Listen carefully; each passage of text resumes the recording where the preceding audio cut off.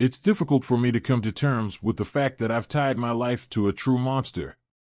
My wife has committed horrible acts. Like many others, I began to observe peculiar behavior in my wife, which progressively worsened every day until it eventually turned my world upside down. I had no idea things had escalated so much. Nearly at work, I realized I had forgotten my pass and wallet. Fortunately, this meant I would be delayed by going back home to retrieve them, but it also provided my loving wife another chance to criticize my shortcomings. Lately, my relationship with my wife, Darla, has become extremely tense. I can't even recall the last time we shared any intimacy. Although we've had a few brief encounters in recent months, they have been far from fulfilling. It feels like an eternity since we had a genuine intimate moment. It's not just our physical connection that has deteriorated, it seems that nothing I do or don't do pleases Darla anymore. About a year ago, our life together was like a fairy tale.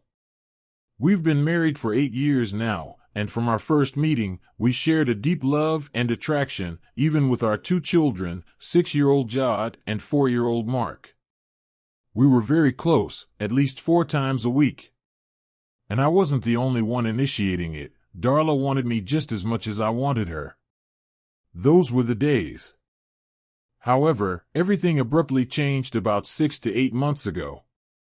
Initially, she appeared slightly less eager when I initiated intimacy. She wouldn't refuse, but it seemed as if it had turned into a duty rather than something she anticipated. As time passed, our intimacy and emotional connection dwindled. I initially thought it might be a temporary phase she was experiencing and hoped it would improve with time and affection, but it continued to deteriorate. Now, it feels like we're in a tense environment. When I attempted to discuss the matter with her and offer assistance with household tasks, she responded with hostility, accusing me alternatively of criticizing her and lamenting my lack of contribution to chores. Despite my efforts to reassure her that I was willing to do more, she became even more hostile, accusing me of trying to provoke an argument. Last night, I made another attempt to address the issues in our relationship. We were in the family room with the TV on, the kids asleep. She appeared relaxed, so I initiated the conversation. "Can we talk for a moment, honey?" "What now, Jim?"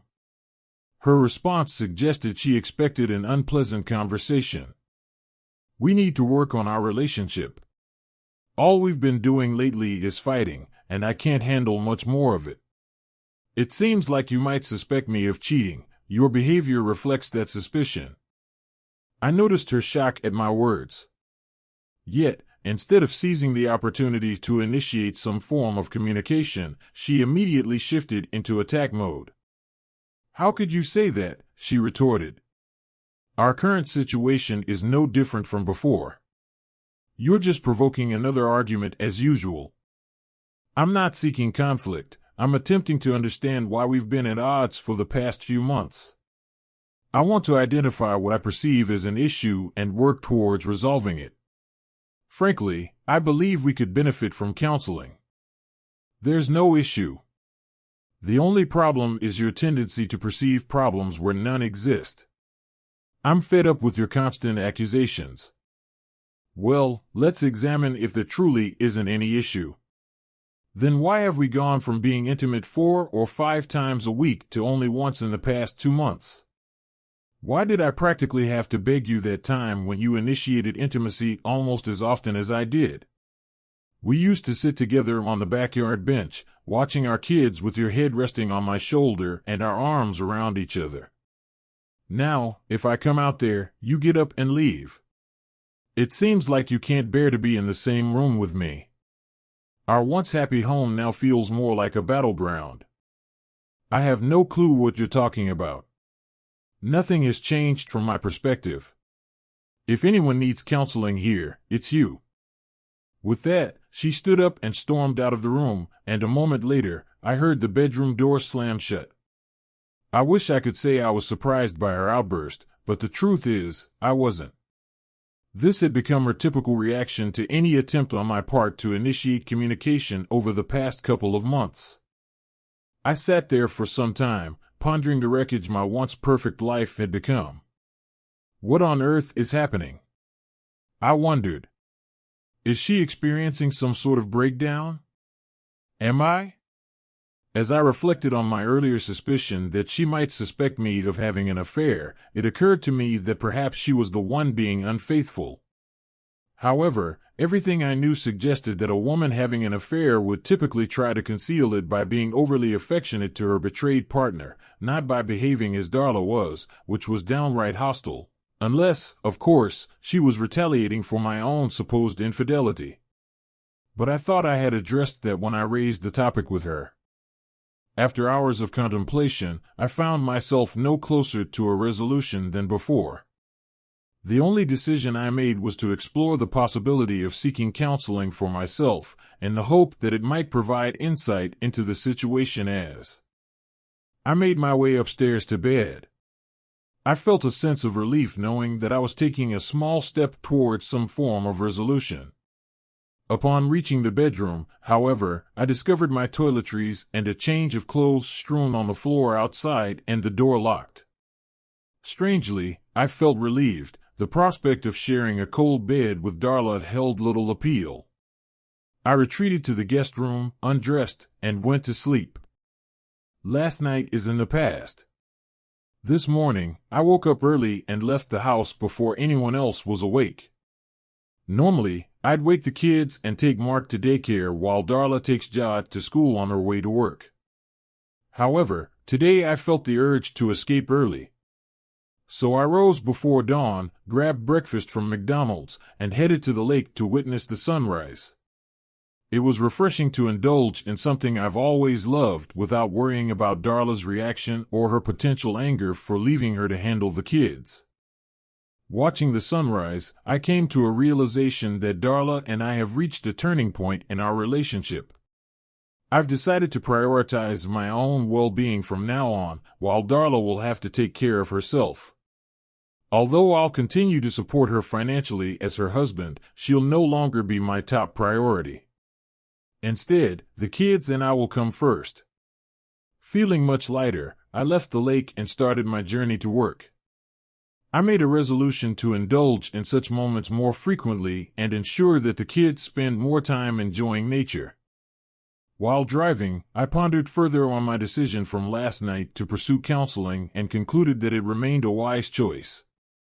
Being an air traffic controller, I earn a substantial income with excellent benefits, so financing it won't be an issue. Besides, who knows, it might even improve my relationship. It certainly couldn't hurt. As I approached the control center and searched for my ID, I realized I had left my wallet and ID on the dresser in the guest bedroom. I hadn't noticed the absence of my wallet earlier because I keep some cash in the console of my truck for convenience at drive-thrus. However, now I needed the ID to gain entry to work. Security measures at air traffic control centers have tightened significantly since 9/11, so having at least my driver's license was essential, and it was in my wallet. I felt frustrated for a moment, but then I remembered the resolutions I made that morning and felt uplifted. I informed my boss that I would be taking one of my personal days off to address some personal matters. He wasn't thrilled, but it wasn't a major issue either. I turned around and headed back home. While driving, I pondered further and concluded that I would grab my ID and wallet and just venture out for the day doing whatever I pleased. Perhaps I'd head to the mountains for a hike or visit the amusement park and ride the roller coaster. As I turned onto our street, I spotted an unfamiliar car in our driveway.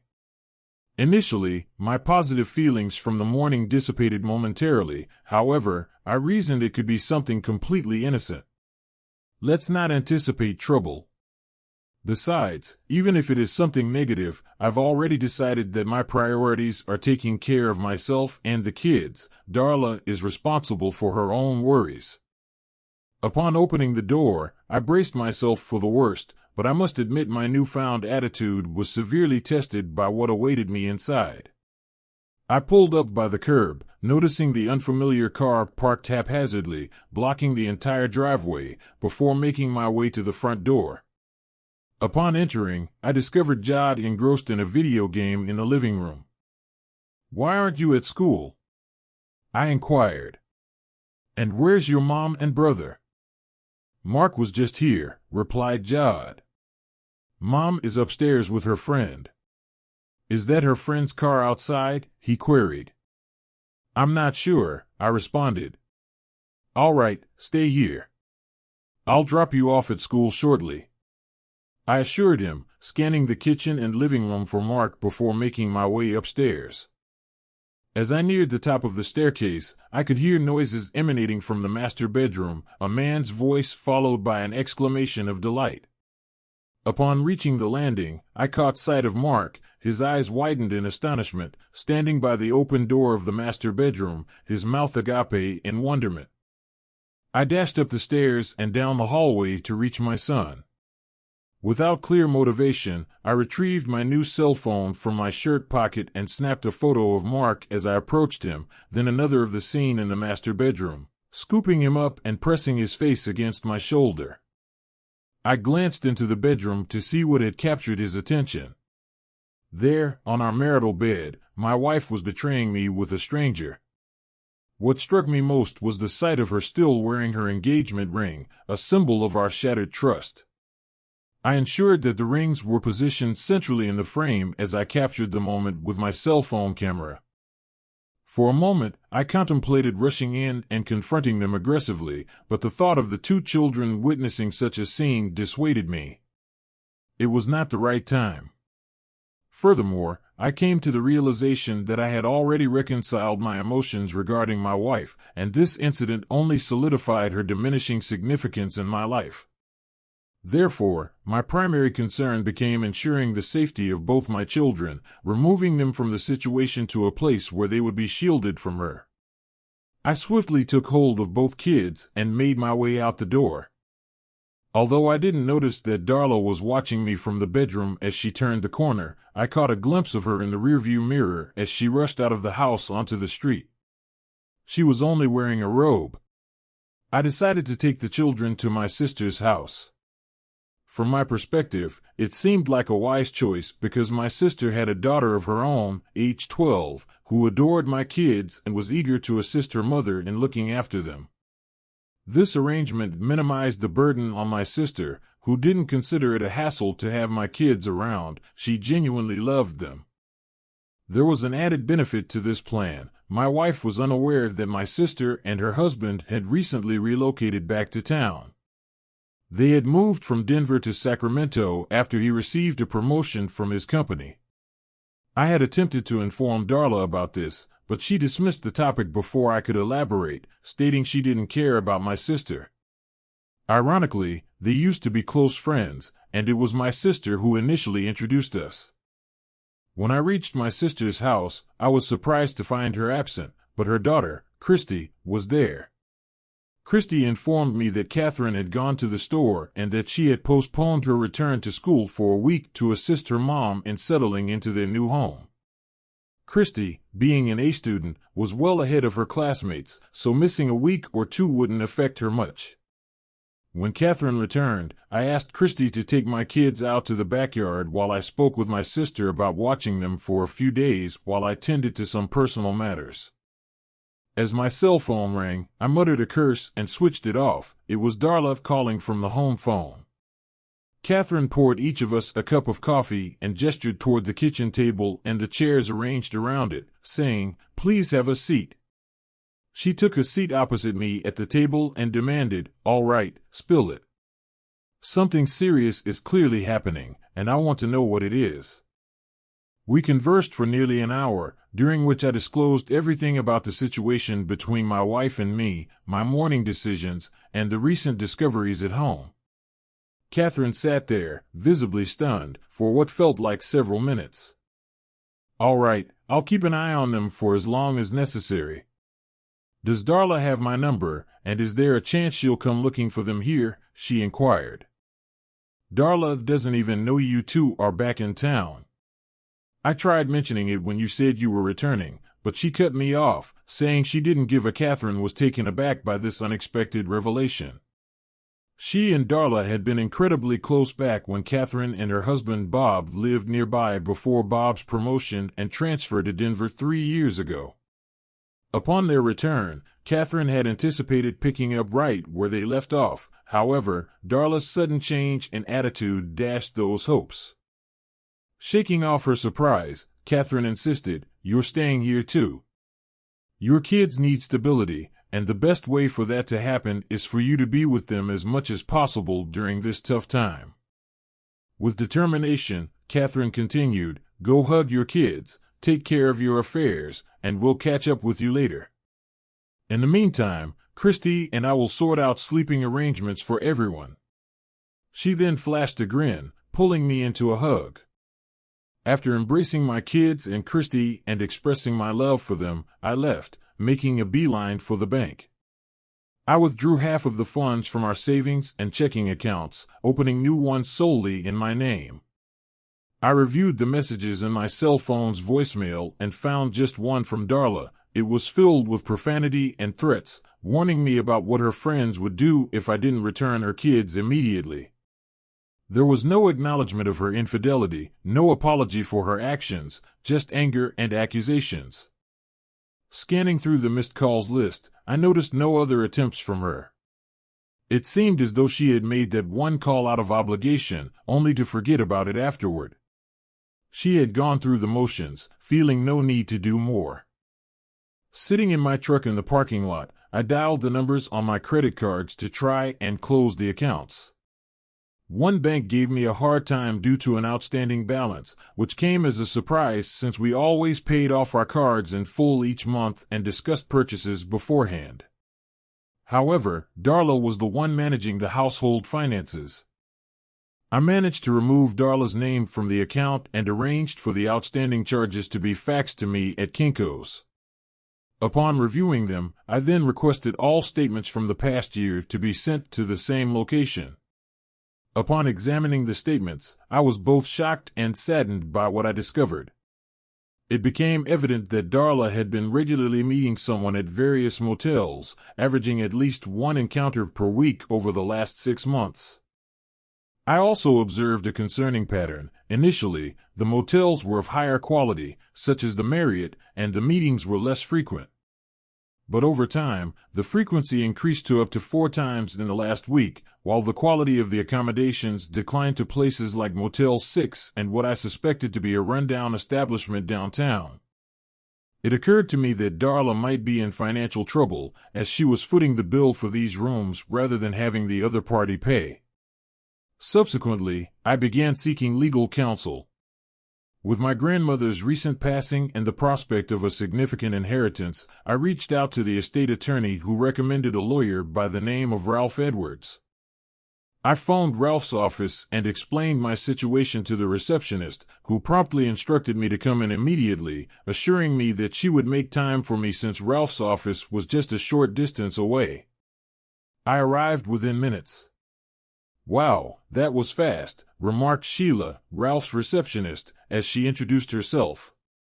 She informed me that Ralph was currently occupied with a client, but assured me it would only be a short wait. Sheila escorted me to a seat and offered me a cup of coffee. I accepted her offer, and as she turned to prepare the coffee, I couldn't help but notice her almost flawless figure in a snug skirt.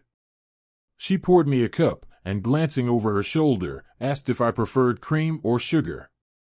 I was so entranced by her appearance that she had to repeat the question. Sheepishly, I replied, "Just black, thank you," as she smiled and chuckled at my flustered state. Sheila brought me coffee, but instead of handing it to me, she leaned forward and put the cup on the table next to the chair I was sitting on. Without getting up, she looked at me, catching my gaze directed down at her. With a great effort, I tore my gaze away from the sight and met her gaze. Then she smiled, and it was a truly charming smile.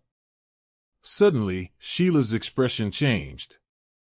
She frowned, straightened up, turned around, and quickly walked over to her desk, where she sat down heavily on it.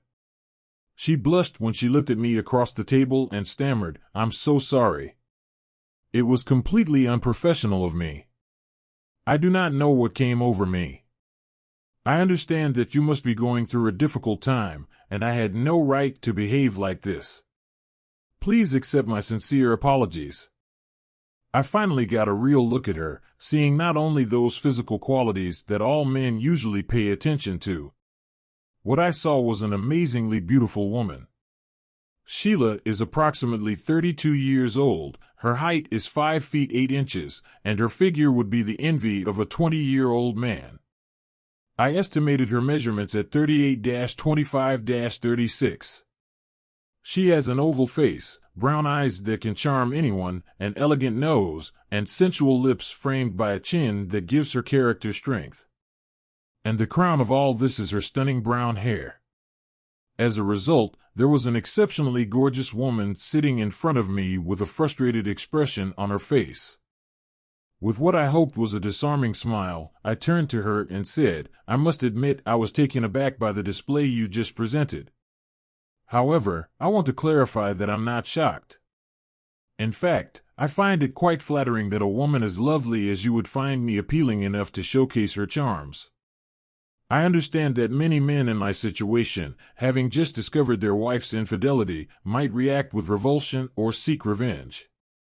Until recently, I would have merely appreciated the sight and then pretended as if nothing had occurred, being deeply devoted to my wife. However, my perspective has shifted, and earlier today, before learning of her affair, I experienced an epiphany. Now, I see a remarkably beautiful woman whom I would like to get to know better. I recognize the importance of proceeding cautiously to avoid rushing into a rebound relationship and causing harm to myself, the other person, and my children. Therefore, rather than an apology, what I seek from you is a rain check. I feel compelled to express that I find you exceptionally beautiful, and from our conversation, I also believe you to be intelligent and compassionate. My intention is to navigate through my current situation with my soon-to-be ex-wife, and afterward, I would like the opportunity to get to know you better.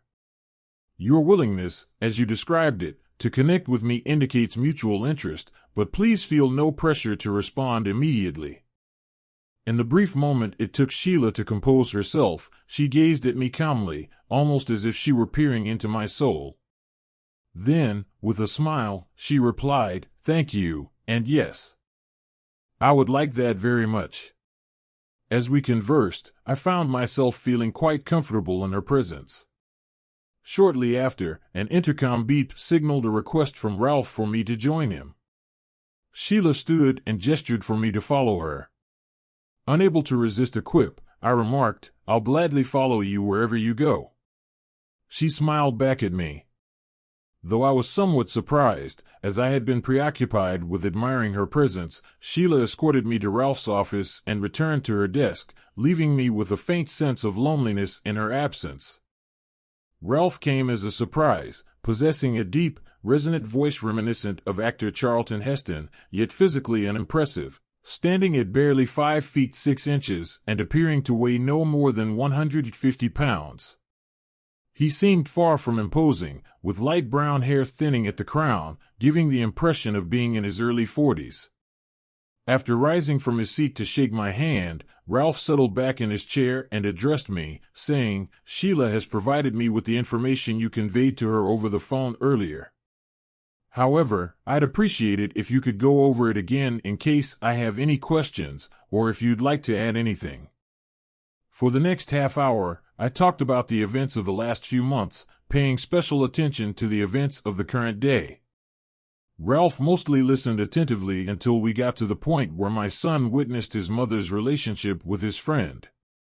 He asked about the scale of what Mark had seen, what Jod had witnessed, and whether this was the first time the children had been at home while Darla entertained guests for such a purpose. I admitted that I was not sure and expressed a desire to find out the answers to these questions. He suggested involving Child Protective Services promptly and deferring the task of uncovering answers to them rather than attempting it ourselves. Just then, Sheila popped her head into the office and informed Mr. Edwards, "Connie Maxwell from CPS is online for you," before flashing me a smile and returning to her desk. Ralph chuckled and remarked, "I swear she's like a witch or something, always doing that." Connie is the person we need to discuss this with, and I bet she'll say she's returning my call. Ralph answered the phone, and for the next few minutes, I could only hear his side of the conversation, but what I caught was intriguing. He briefly recounted the events at my house earlier and my actions with the kids. Apparently, Connie inquired about the kids' whereabouts, prompting me to provide him with my sister's address and phone number, which he then passed on to Connie. During the conversation, all I could make out were Ralph's affirmations like yes, aha, okay, as he took notes. Finally, he concluded with, "I will talk to you soon," before hanging up. Ralph then turned to me with what I can only describe as a predatory grin and informed me, "You handled things perfectly. Connie will be visiting your sister's house to assess the situation and speak with them. If there have been previous instances of your wife bringing friends home while the kids were there, she'll uncover it, and it will be included in her report to the court." Continuing, Ralph added, "She'll also evaluate whether your sister's home is a suitable environment for children." He mentioned that there is a high probability that if the police deem it serious enough, Darla could face arrest, and she could end up in jail for it. I expressed that I wasn't particularly concerned about whether she went to jail. My primary concern was ensuring that my children weren't exposed to such behavior, and I wanted to dissolve the marriage as swiftly as possible.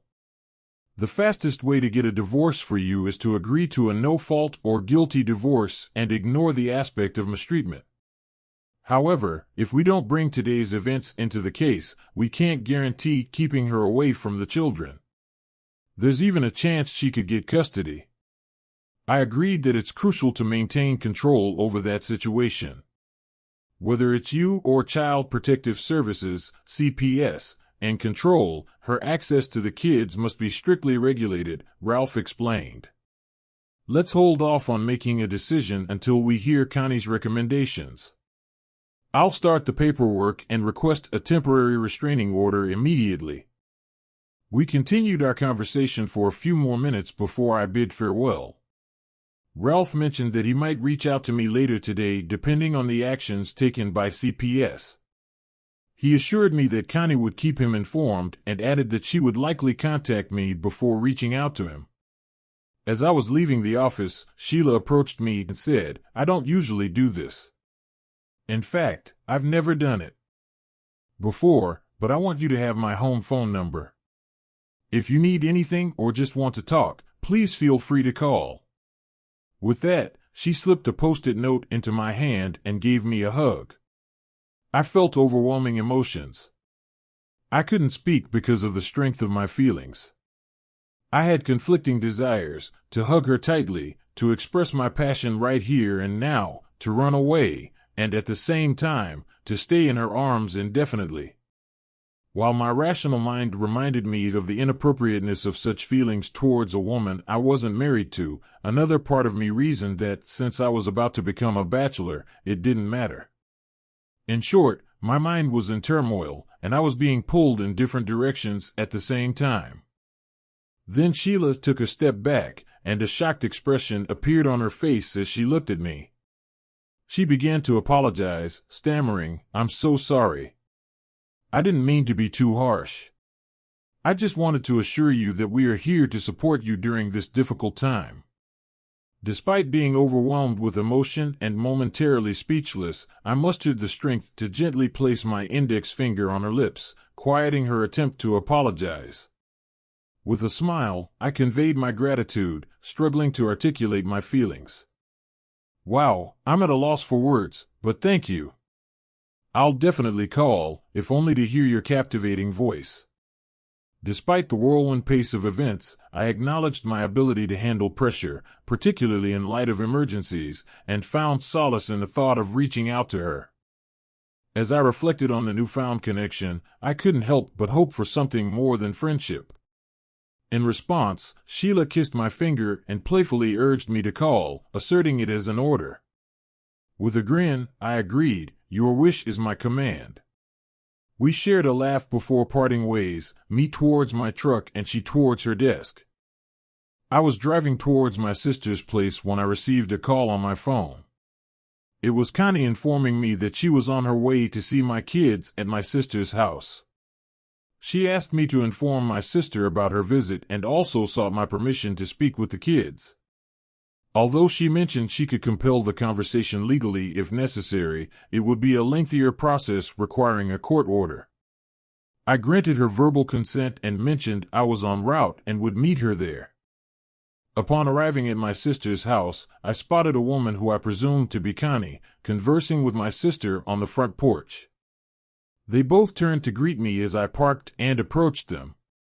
After exchanging greetings, Catherine mentioned that Connie had briefed her on the upcoming discussion and expressed her intention to speak with the kids privately unless they felt uncomfortable without us. Connie then addressed me, stating, "Jim, I'll need you to sign a release allowing me to talk to the kids. It's merely a legal formality, but it streamlines the process instead of obtaining a court order."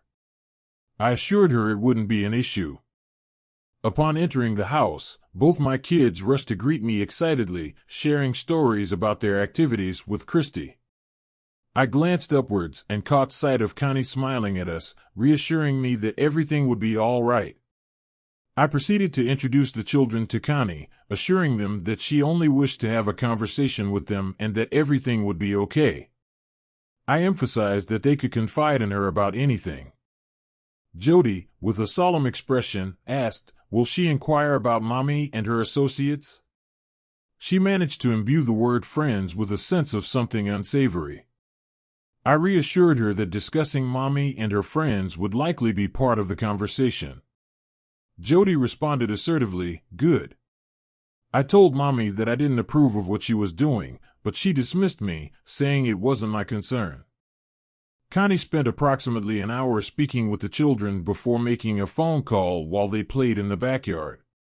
Then she signaled for Catherine and me to join her outside. "Firstly, Jim, I want to commend you on raising two exceptional children," Connie began. "They clearly adore and respect you. Despite being aware of the wrongdoing, they remain silent to protect you. It's evident they love their mother, but they harbor no respect for her. In fact, they're both quite angry with her and were eager to share their grievances with me. Frankly, what I learned wasn't pleasant," Connie clarified. "It looks like your wife invited strange men to Wade's house and had fun with them while the children were left unattended. It seems that she did not make sure that the children attended school regularly, which is why they often missed classes. When I contacted the school, I found out that they planned to transfer the case to us because of the chronic absenteeism of the children, and the explanations provided by Darla seemed questionable. The headmistress mentioned that she had a conversation with Darla yesterday and was unhappy with the answers she received.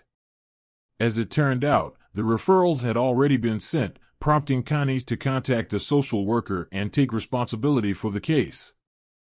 Connie said something terrible happened to them. One of Darla's partners tried to harm Jody, but Darla did not intervene. According to Jody, it happened yesterday. You chose the perfect moment, because the man you saw in bed with Darla is the one who tried to harm Jody. After hearing this, I felt an irresistible urge to leave, go home, and deal with the situation face to face. If I had a firearm, I would readily use it without any hesitation or remorse. Catherine and Connie helped me calm down, and Connie mentioned, "If it seems yesterday was the first incident and Jod seems to be coping well, I believe she could benefit from some counseling, but it shouldn't be extensive. In fact, this incident will significantly strengthen your divorce case. Darla will likely have minimal chance of gaining shared custody and may face either jail time or probation," Connie added. "I contacted the district attorney's office, and they'll be preparing charges to present to a judge. Unless I'm mistaken, the police will likely arrive at your house with a warrant for Darla's arrest late this afternoon." I spent the afternoon at Catherine's discussing the day's events and the circumstances leading up to it. Later, I received a call from Detective Saunders of the local police department. He informed me that a warrant had been issued for my wife by the court and asked if I would accompany him and a few other officers to my own home. He suggested it might facilitate matters if I allowed them entry into the house and identified Darla for them. Upon arriving at the house, I noticed the street was packed with unfamiliar cars and trucks. I could hear loud music and what sounded like a raucous party emanating from within. After waiting for about 2 minutes, several police cars pulled up. 2 of them blocked off the street at both ends, and a plainclothes officer approached me, asking if I was Jim. I responded affirmatively. "I'm Detective Doug Saunders, but please call me Doug," he said. "We've received several noise complaints about this party already. A squad car was here 15 minutes ago asking for the noise to be reduced. I can't help but wonder if this has happened before, and if not, what she did with the kids. And if it has happened before, why didn't the neighbors complain to me? Maybe she thought since you took the kids, she could have a celebration." Doug suggested a uniformed officer approached and informed Doug that everyone was in position. Doug asked if I and another plainclothes officer could conduct a preliminary search before bringing in the uniformed officers. He felt that the sight of uniforms might alarm many partygoers, so he wanted to choose the right moment. I agreed, and we proceeded to the front door. Stepping into the house that until a few hours ago I had considered my home, in the foyer we found 2 men sitting on chairs in the dining room. On a small table between them was a large jar filled to the brim with money. "Gentlemen," the younger of them said indistinctly, clearly drunk. He was clutching a bottle of my favorite 21-year-old single malt whiskey in his hand. The hostess of the house had a hard day. Her husband caught her in bed with her boyfriend. He took the children and most likely won't be back, so she needs funds. Consequently, the price for a pleasant pastime has increased.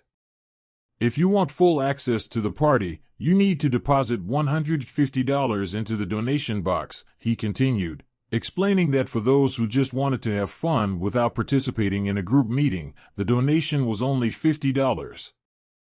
Doug noticed, "This jug seems to be quite full. It's scary to imagine how many there are already." The drunk man replied, "Well, she likes to have gatherings like this, and tonight she intends to set a new record. She has already held 34 meetings and it's only been about 2 hours. If you don't like it, then a couple of her friends are here right now and 2 more are on their way." I asked, "Is she interested in group activities? How often does this happen?" "This is the 4th meeting I have attended," he replied, "and I have heard that she has participated in several others, usually in small groups. Her husband's schedule is messy, so the times and places are always changing." "Oh, I see," I admitted. "What was her fee before the recent price increase?" "She didn't have a set fee, just what you would like to contribute." The drunk man seemed surprised when I reached into my pocket, took out a quarter, and threw it into the jar. Our friend came in, stood between us and the house, then showed his badge and calmly led us out the front door, where 2 uniformed policemen met us. We stepped into the living room and spotted Katie, the esteemed hostess of the neighborhood, residing just 2 doors down from us.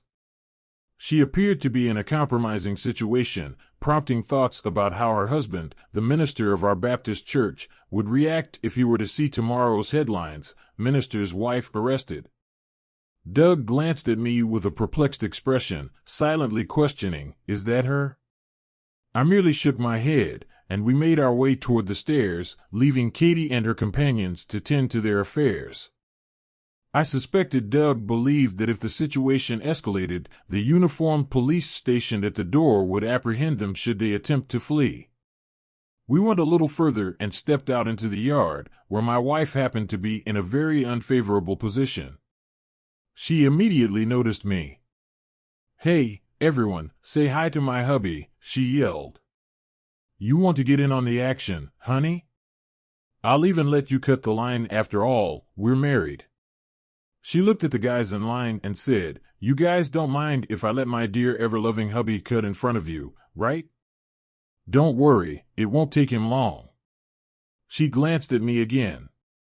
"But first, I want you to return my kids, my friends Ted and Joe." She pointed to 2 burly guys standing by the barbecue. We'll knock the crap out of you if you don't."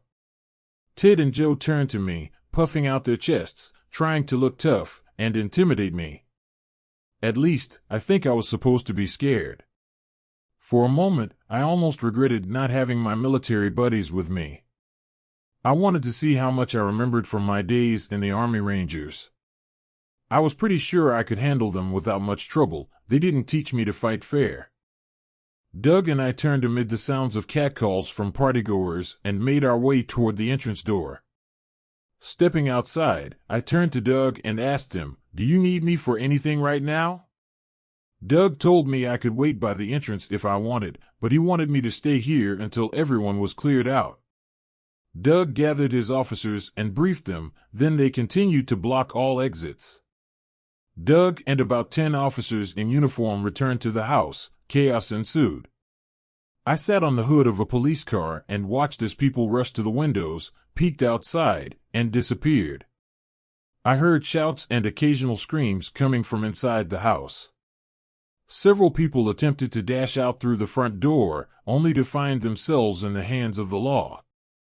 I witnessed Joe pleading with the policeman to let him go because he had a wife and kids at home and he didn't want them embarrassed by the publicity, as he was a respected figure in the community. As Joe unsuccessfully argued with the policeman, a mobile news van from the local TV station pulled up and started filming, with the first person they captured on camera being, as you may have guessed, Joe.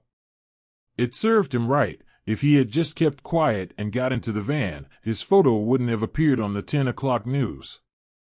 It didn't take long, and the last few people were escorted out, the last two being my wife, Katie, the priest's wife. A bunch of neighbors had gathered to watch, and when Katie was let out, there was a collective gasp. Many of these people attended her husband's church and were quite shocked to see her being led into the paddy wagon wearing only a blanket. Steve Bauer, my neighbor from across the street, a gossip worse than any 10 women, saw me sitting on the hood of a police car and approached. "What's going on?" "It's a raid," I told him, barely holding back laughter. "Are they arresting those people?" "Yes, I do believe they're being arrested."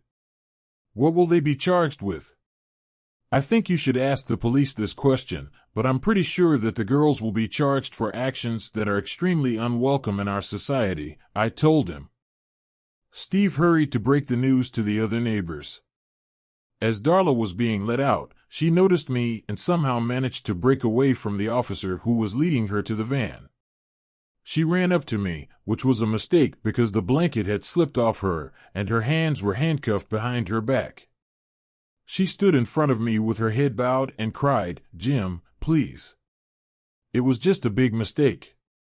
It shouldn't have gotten out of control like this. Please tell the police that everything is fine and let me go." "Darla, the situation may have really gotten out of control, but considering the fact that I only left this morning, you certainly managed to put everything together in a big hurry. So I can only conclude that this is not the first time. Everything was too well organized for that. I may be new here, but this wasn't the first time for you. Not to mention that I can't ask the police to forget about it. They won't do it, even if I try, and I won't. Oh, and don't bother asking, I won't bail you out." Before she could say anything else, the officer accompanying her rushed to her with a blanket, wrapped her in it, and dragged her to the van. Doug approached and informed me that the house had been cleared, allowing me to secure it. He suggested that I might want to hire someone to clean it before considering moving back in. I agreed.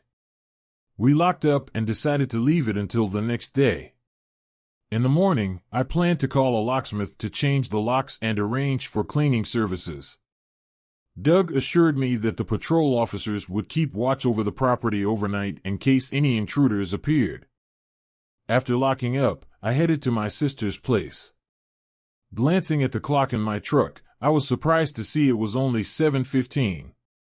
So much had transpired that day, it felt astonishingly early.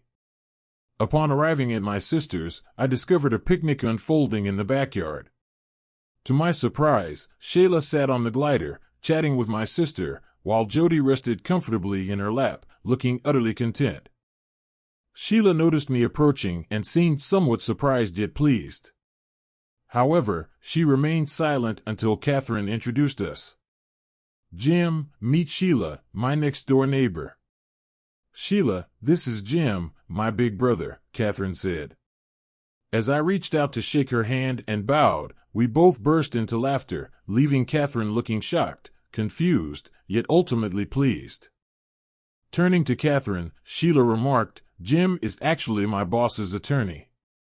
We crossed paths today at my office where I practically threw myself at him and dragged him into an empty room. Remembering your maiden name, I wasn't entirely taken aback when he walked through the gate. Your description of the kids had me fairly certain it was the same person. Is this the brother you tried to introduce me to back in college? The one I refused to meet because I was fixated on the loser cheater I ended up marrying? Catherine chuckled. Yes, he's my only brother. Remember when you turned him down, I introduced him to Darla, and you know how that turned out.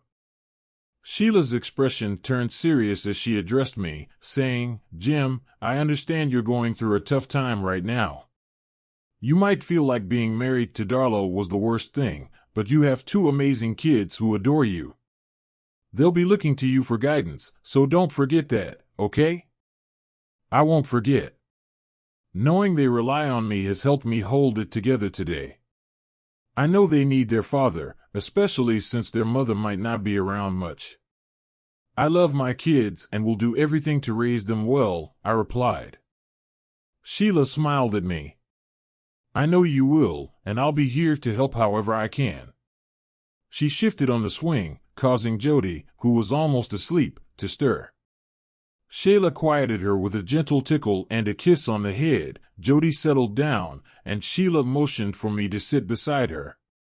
I sat down and draped my arm over her shoulder. Instantly, she nestled into my chest, reaching up to grasp my wrist and guiding my arm around her, releasing a contented sigh. Catherine observed us. Looks like you two have more than just met today. I know it's crazy, but we really did just meet, Sheila said. It feels like we've known each other forever. I know it's too soon for Jim to be seeking another relationship, but I can't help it. When I'm with him like this, I just want to be close to him, to touch him. I hope he feels the same way. With that, she tilted her head back, gazing into my eyes with a hopeful expression. I leaned in and gave her a gentle kiss on the lips, initially intended to be light but quickly escalating into something more. Sheila withdrew and glanced up at me. Wow, perhaps we shouldn't engage in such behavior when others are around. We might end up embarrassing them. Seriously, Jim, I understand that you're just beginning a journey with uncertain destinations. It wouldn't be wise for you to rush into a relationship, especially considering you're still legally married. But I want to make it clear that when you're ready, I'll be here, hoping you choose me.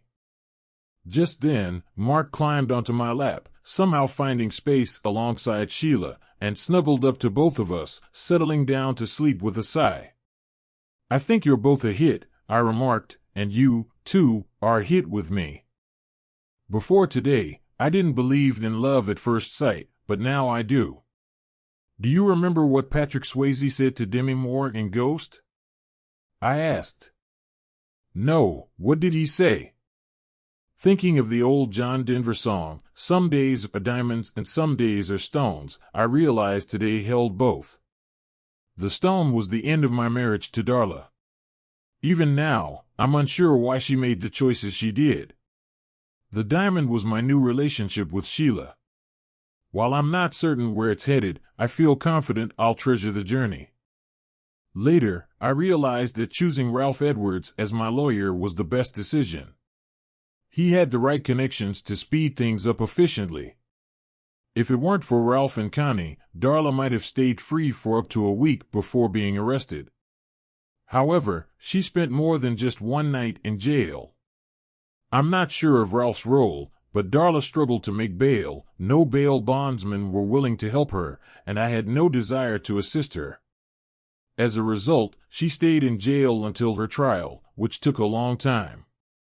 Darla was convicted of felony child endangerment and received probation, which she violated. We never heard from her again, and I never found out why she disappeared. Thank you to everyone who took the time to listen to today's stories. If you enjoyed it, please consider liking and subscribing. If you haven't already, feel free to share your thoughts on the events in the comments below. Take care.